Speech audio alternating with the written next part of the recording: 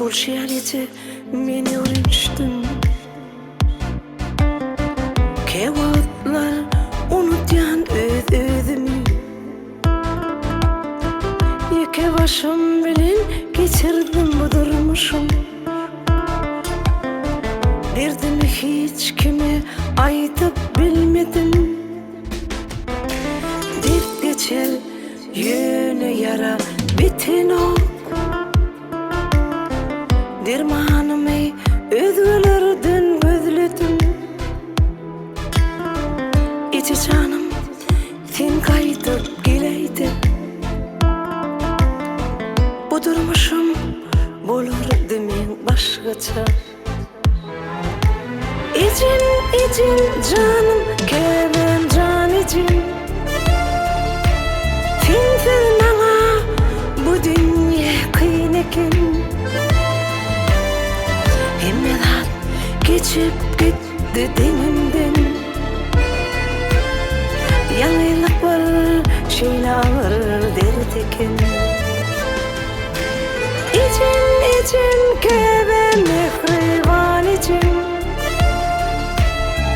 Sensiz bana bu dünya kıyın ekin.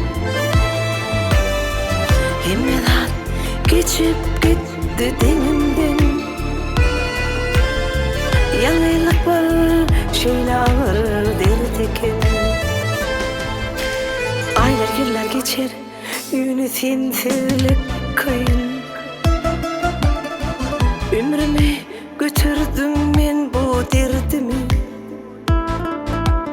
Dost yarlarım hile vurdu daşımdan. Yıkılmadım emma gönlümde ödüler. Başladım şular haktaydım yazım. Hiç kimimin yalandan sevmedim.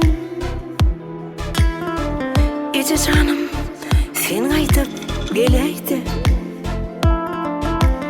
Bu durmuşum bulurdu men başkaça.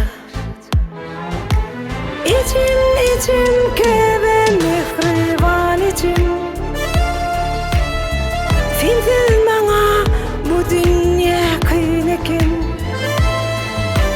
Ehlidatlar geçip gitti denimden. Yanıllık var şeyle ağır dert ekin. Kevem için mehribanım can için. Sensizlik var bu dünya kıyın ekin. Hemmedat geçip gitti denimden. Yanıllık var şeyle ağır dert ekin.